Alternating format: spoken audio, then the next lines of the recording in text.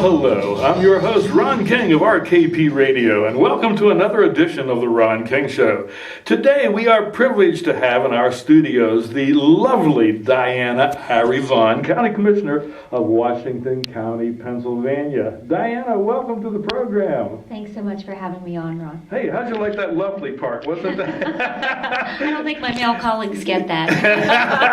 I don't know. I mean, it just depends on your type. Anyway, DIANA, you are from Washington County. You're a resident of Washington County now, but you're not originally from this area, are you? No, I'm not. I was mostly raised in a little town called Wolf Summit outside of Clarksburg, West Virginia.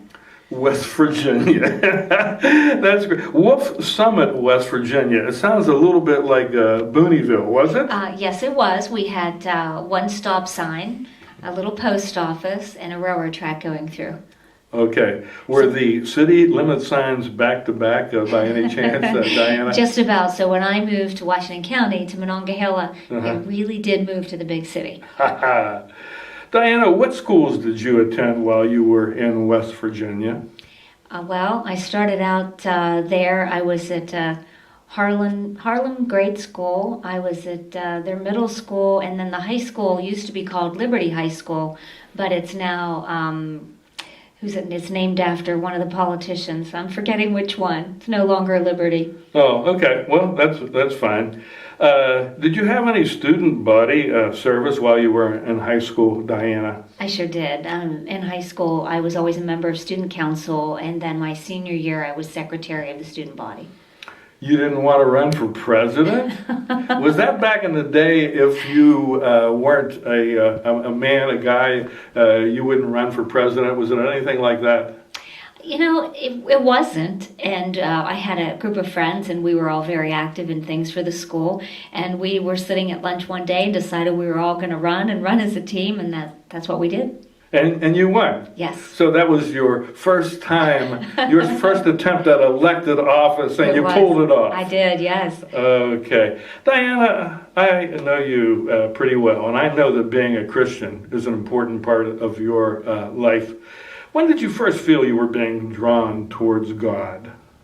My first memory was being in church. I wasn't old enough to read, but my father had taken us, and they were singing, and people were holding the hymnals, and I wanted to sing, and my father took the hymnal and put it right side up for me. But I had this joy. I just wanted to worship. So that was at a very young age. Okay. DIANA, how old were you then when you were baptized? I was 12 years old when I was baptized. My dad took my brothers and I to church when we were very small, and then my parents didn't go to church with us anymore. And when I moved to Wolf Summit in the 4th grade, there were 3 churches in the community, and one of my girlfriends invited me to Vacation Bible School. VBS. Yes, and when I went to VBS, I was just in heaven. It was something I'd never experienced before, and so I used to walk to church on my own. Okay, and you eventually got baptized then? I did. The churches that I was going to right there in the community closed, and my neighbors, who were my parents' friends, started driving me to Reynoldsville Christian Church. It was a little one-room church. One room church. Okay. And that's where I went forward, and then they had to take me to another church to be baptized because they didn't have a baptismal there. Oh, too small. Yeah, they didn't have a baptismal, and it was full immersion is what they believed then. Maybe they could have got one of those old abandoned bathtubs and pulled it. Well, my brother was baptized in a river in West Virginia. Oh, that is excellent. Let's all go down to the river. Yeah. DIANA, in what year did you move then from West Virginia up here to Washington County, and what brought this about? 1984, I moved here when I married my husband, who was from here. Oh, okay. DIANA, I know that you're born again. When and how did that happen? Well, I always had this feeling in my heart I was being drawn to God, and even when I went forward, I was the only member of my family that went forward and was baptized at a young age.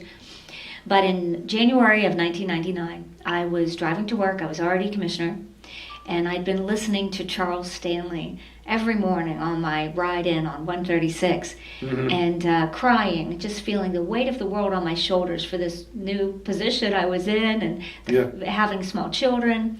And I prayed a prayer with Charles Stanley. It was January of '99. It was cold, driving into work, and I can even remember the stretch of road I was on in South Strabane Township when I prayed with him. You know, you bring back some memories. For 17 years, I owned a radio station in Moundsville, West Virginia. So I was in West Virginia too. And we used to have Charles Stanley on, and we would get that occasional call or see someone at a coffee shop, and they would tell us how much Charles Stanley and some of the other ministers we had on the radio meant to them. So I know about that. That is a neat thing. And I think what people don't always understand until it happens to you, you have a yearning in your heart and you understand everything with your head and you believe, but there has to be this transformation that you no longer live for yourself, and that's when that really happened and changed in my life. Yeah. When I no longer lived for me, and a lot of times my prayer is, God, take the me out of me so you can be inside me. That's the only way. And I tell you what, if you could sum up Christianity in one word, it really would be trust. I've decided myself. We just give up everything and let the Lord lead us and trust Him for how it will be. Amen. Yeah, okay. And when did you first run for county commissioner? Why did you feel led to do that, Diana? It was in 1995. Okay. And I was recruited by members of the Republican Party. I made an overnight decision. I was doing other things in the community, and they said, we'd like you to run, and it's just more community service. And I said, well, I'm all about that. So I got into it, but I didn't realize at the time it was God orchestrating everything. I didn't really realize that.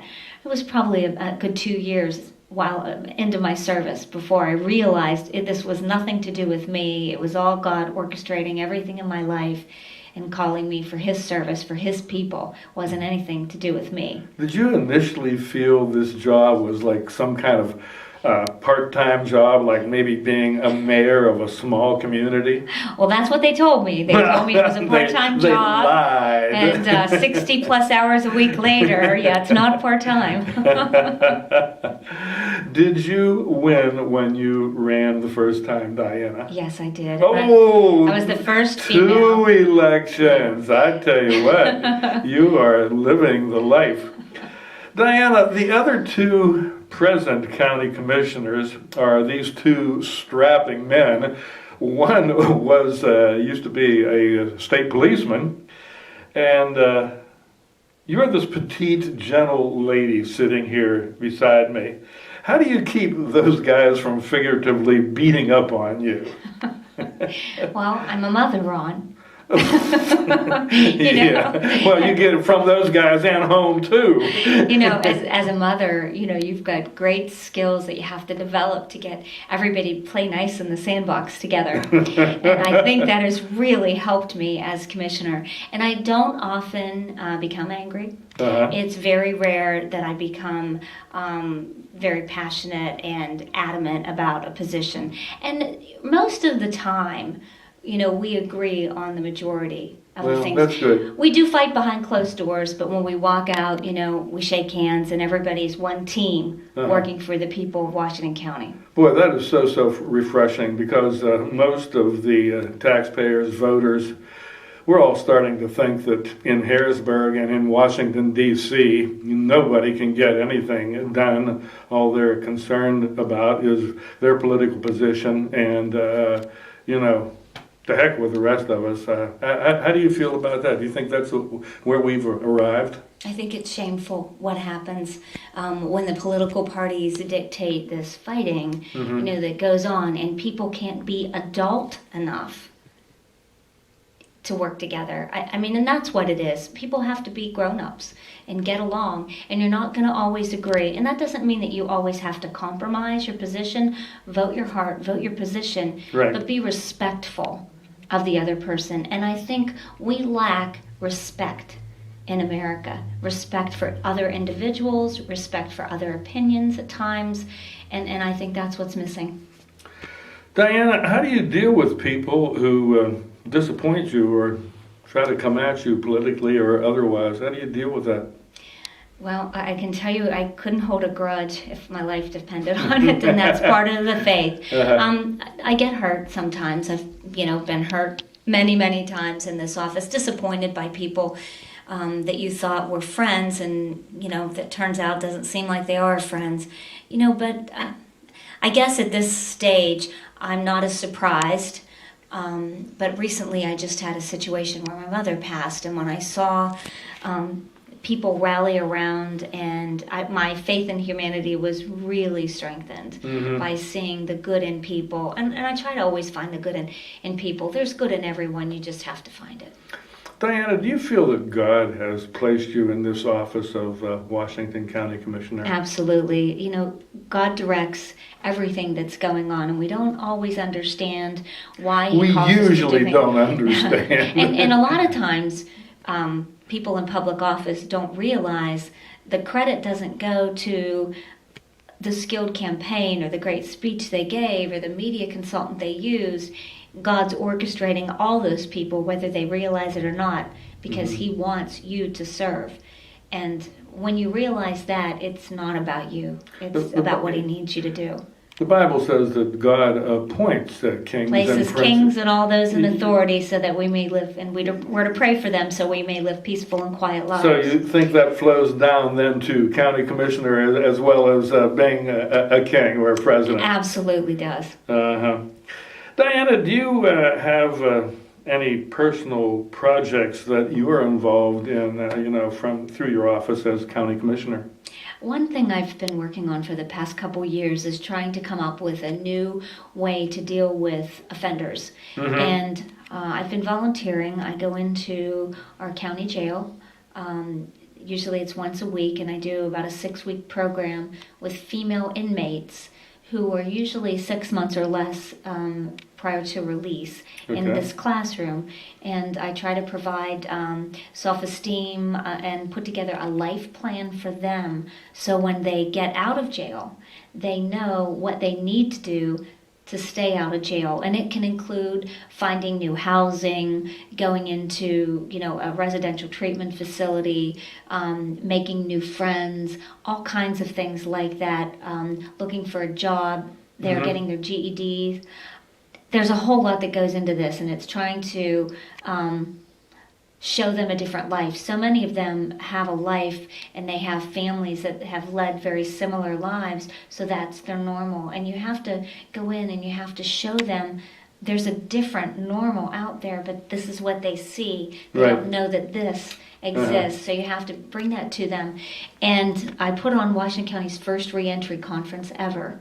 We hoped we'd have 30 people. This was in May. We turned people away at 129, and we're getting ready to have another one October 20th. And not just offenders came, but the public came as well, people who were re-entering the workforce. I would say that was pretty successful. It was very successful, and for whatever reasons, God's put on my heart, that I have to do more and make a difference in individuals' lives, and I can speak for the women in there. They all struggle as addicts.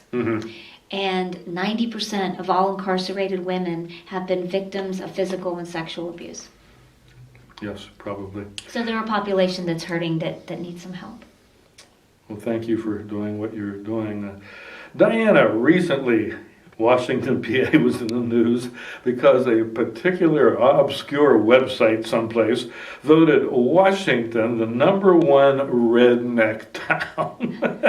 How do you feel about that? You're county commissioner, and then somebody pops up and says, "You guys are just a bunch of rednecks." They've obviously never been to Wolf Summit, West Virginia, Ron.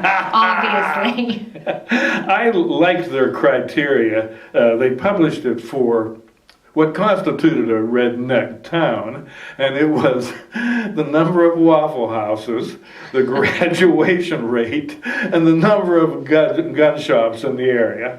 Well, you take a look at the number of gun shops, and it's like through the roof, And in Washington, PA, can you believe we actually have 2 Waffle houses. Diana, unfortunately, also, our area has been in the news because of unprecedented heroin addiction and deaths. Can you, as county commissioner, do anything at all to try to stem or relieve this problem? Yes, we should be playing a part, and we are playing a part. We've been working with the courts at instituting more pretrial services. So when you get the addict who got caught with a very small amount of drugs, we want to get them immediately into treatment before they go into the criminal justice system, into the jails. You know, once somebody's been in jail, they usually come out worse than they went in. They're hardened. And you've got to get them before it gets to be too difficult to reach. Because you can reach anybody, but it takes longer to reach somebody when they've been hardened. So we're working with pretrial services. We also need to be putting more resources into the correctional facility with drug and alcohol services and counseling services. That's something that, you know, there's always a lack of funding for, especially on the state level, but we're working to try to see that happens. While they're a captive audience, you know, that's the best time to reach them. At that point, they're clean by force, not by choice. And if we do more reentry programming with them, we can get them to be clean by choice. But I'll just give you a statistic. If we incarcerate someone for up to 6 months, we've spent just over $8,000. If we put them in a residential treatment facility, in-house lockdown treatment facility for 45 days, which is considered a long term, we've spent just over $8,000. And there's a new drug that's out that if we could start volunteering, and you know, this would be a condition of, and we're looking to see if this is constitutional or not. But if we could get people to choose to, instead of being incarcerated, use this medication, and it's a shot that they get once a month, and we could start that and keep them on with that. The success rate of that has been great. And Washington County, Maryland did a trial with it, and they've had great success. So we've got to come up with some new ways to do things. Diana, do you feel all this heroin addiction, overdoses, do you think this is as much a spiritual problem as it is a physical problem? It's both. You know, you hear stories about individuals who got addicted to pain medications. They started out, you know, getting the NyQuil, especially the young kids, getting the NyQuil out of the medicine cabinet at home, and they're on the street and someone gives them a pill, or they're at school, someone gives them a pill, and it just escalates and escalates and escalates. Usually those people are self-medicating because they're hurting. They don't have a feeling of self-worth. And, you know, we as followers of Christ know we are fearfully and wonderfully made, and we have a purpose and a call on our lives. God created us for His purpose. We know that. We know we are of value. So when they're missing that component in their life, when they're missing God in their lives, they feel worthless. Diana, when you've had a particularly bad day, and you feel like you just might be losing it, is there anybody outside the walls of the church that helps you keep it together? There are two things I do, Ron. The first is not good for me. I will take a container of Haagen-Dazs chocolate peanut butter ice cream and I take it to bed and eat the whole thing. My children know if I'm eating out of the container, Mom had a tough day, you better be nice to her. But I have a faith mentor that has been incredible in my life, Betsy West. You probably know Betsy West. She's with Northwood Realty. Yeah. And she has been my faith mentor for some time. And during particularly difficult times, she has had teams of prayer warriors around the globe, not just in the USA, calling me, praying with me. Fantastic. I'm very blessed. You know, when God calls you, especially when you're a new Christian, He did this with me, you know, He places people around you to help grow you in your faith. Because what's the point? You want to grow because, you know, you want to develop, you want to do all you can for God. And without having people to mentor you, it's challenging. So I've been really blessed by Betsy West. I can't tell you how much I love her. That's great. Diana, do you feel that the concept of political correctness, everything has to be politically correct these days, do you think that keeps people from talking about the things of God? You know, we're told, don't talk about religion, don't talk about politics, which is what we're talking about this evening. Yeah, do you think that political correctness keeps people from talking about the things of God? I do. I don't think everybody has a personality to allow them to walk in the boldness in all circumstances that we're called to walk in. I think that, frankly, that's probably why people don't share their faith. They're ridiculed. I've been ridiculed before. I actually had a director come into my office a number of years ago and say to me, "You've taken this Jesus thing too far." Whoa. And this is the only time I've ever done this, Ron. I said, "Excuse me, you got to stop having people in your office praying. You're taking up too much time with this stuff." And I said, "Hold on 1 minute. Never done this before. Never done it since then." I said, "You need to understand something. You work for me, and I work for him. And that's all there is to it." And this director never said another word to me about it. But that's, it's the truth. When you're a follower of Christ, you answer to Christ, above all else. Yes, you certainly do. Yeah.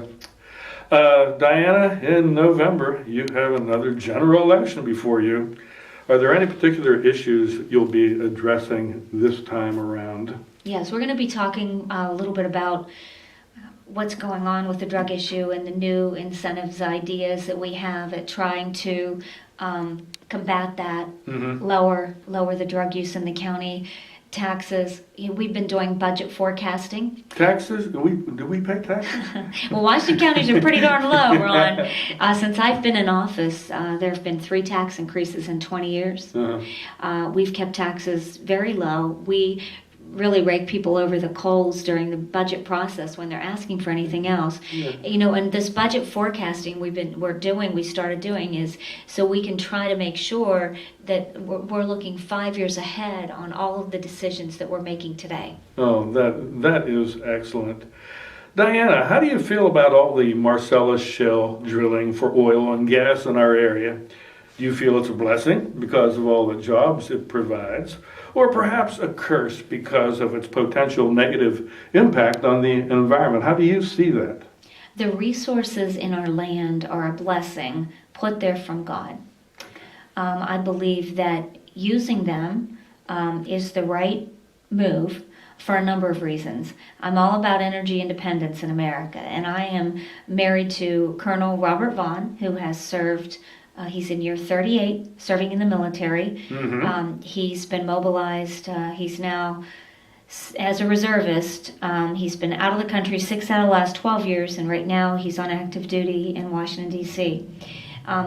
Having that insight with our military and the cost that they bear, realizing there's so many peacekeeping missions overseas because of the energy resources, we want to maintain those relationships. And I think that we need to look at the fact that we need to be able to take care of ourselves here in America. I mean, look what's going on with Iran right now. We just don't know what's going to happen. And when you get to that side of things and the Middle East, you know that they hate us. People in the Middle East hate us. And why do they hate us? Death to America makes you feel negative. You think they're negative about us? Why do they hate us? Because of our God. Well, yes. It's not exactly the same Allah that they have, particularly. No, and we are a religion of love and acceptance. Yeah. They're a religion of hate. And destruction. When we see someone that disagrees with our beliefs and they're walking in sin, we're called to go to them in a godly, loving correction. Not murder them. I mean, when you frankly, we're being very blunt here. I'm glad to hear that. So, it's just different. We just have an entirely different value system here in America. I think so. So I guess the answer to your question is that you do weigh in on the side of it. It's a blessing because of... It is a blessing. But that being said, it is a blessing, and we should be using those resources. We have to do it responsibly, and we have to look at our environment, because we also know we are called to be stewards of what God's given us, and this beautiful land is, we need to have good stewardship of that as well. As you may well know, in doing some research about oil and gas, it was just a little over 100 years ago when gas was first discovered down in the Tylerdale area, and within 5 years, 3 or 4 gentlemen got together, formed the Manufacturers Light and Heat Company, and started pumping gas up to Washington. All the glass houses around in Pittsburgh and elsewhere found out that we had this cheap supply of natural gas, and they all came running to Washington. When I was a young man, we must have had at least a dozen glass factories in this community at one time. And so gas made this town. We were agricultural just before then. Yes. And it's nifty that 100 years later, we rediscover that same gas and oil. We just dug down a little bit deeper, and we found it too. Yes. Diana, what's the best way for your constituents to contact you if, like our producer, they have holes in the front in the road in front of their house? Well, they can either call or email. My office number is 724-228-6735. For the sake of broadcasting, one more time. 724-228-6735. Is there an email address? Yes. It's a very long email address for the county. It's Irey, I-R-E-Y, D as in Diana, L as in Lynn, IREYDL, at co.washington.pa.us. IREYDL at co.washington.pa.us. I think most people will probably call, Ron. It's a long email. I was just going to say this thing. The way I feel about that is you absolutely need a new email address. That's great. Okay, well, Diana, I see that our time is just about up for this edition of the Ron King Show. Thanks so much for coming into our studios this evening. It's been a real pleasure. Thank you for having me, Ron. Okay. So on behalf then of Washington County Commissioner Diana Irey Vaughan, this is Ron King of RKP Radio saying so long till we catch you next time on the Ron King Show.